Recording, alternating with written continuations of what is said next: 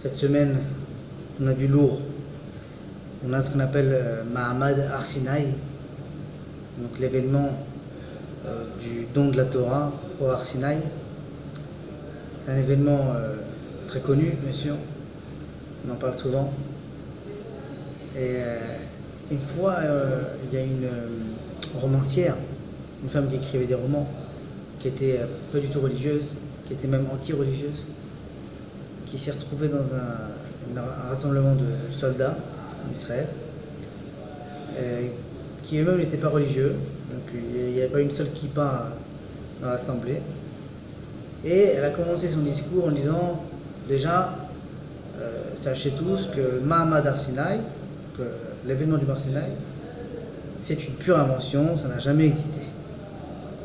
Et là, tous les Chayalim, tous les soldats, se sont levés, ils ont dit, mais t'as pas honte, qui tu es pour parler comme ça, sors d'ici, dégage. Alors elle était choquée, elle dit, mais je comprends pas. Dans la même Torah, dans le même événement, il y a écrit Zachor et Yom HaShabbat, les Kadesho. Il y a écrit, il faut respecter le Shabbat. Est-ce qu'il y en a un parmi vous qui respecte le Shabbat?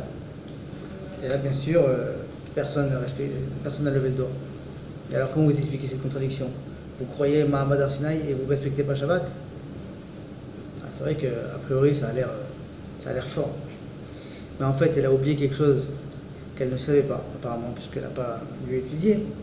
C'est que, avant le don de la Torah, avant le Mahamad Har Sinaï, Akadosh Baruch Hu, donc par le biais de Moshe,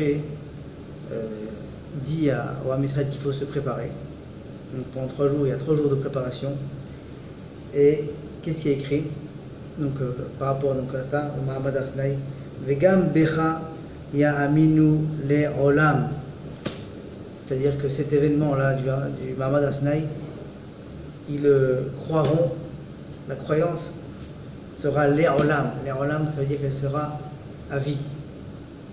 Ce qui n'est pas le cas de toutes les mitzvot où il y a un certain libre arbitre, mais la croyance au Mahamad Har Sinaï, et donc en fait c'est la foi en Dieu, pour extrapoler, c'est quelque chose qui est écrit dans la Torah et qui est éternel.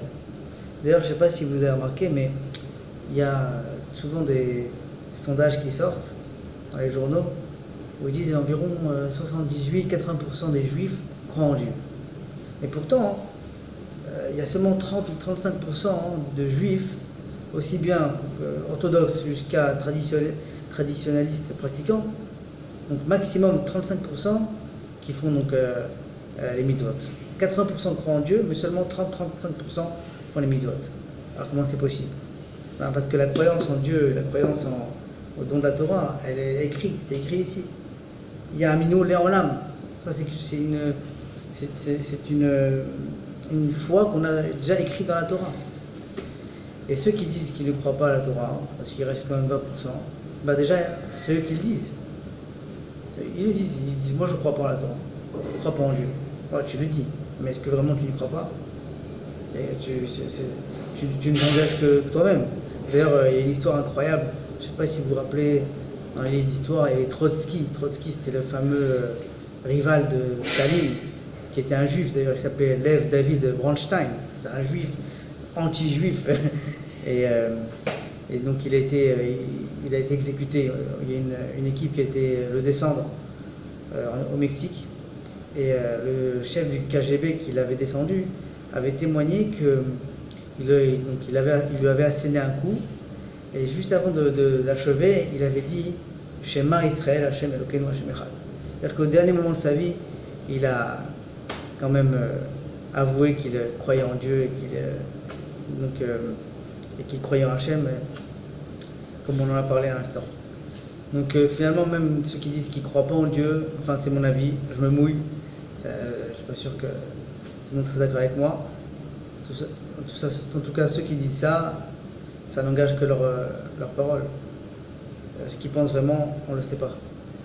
Donc voilà, la croyance en Dieu, la croyance au Mahamad Har Sinaï qu'on voit cette semaine dans la paracha de Yitro, on le voit clairement écrit. Les Olam. Shabbat Shalom, Umevorach.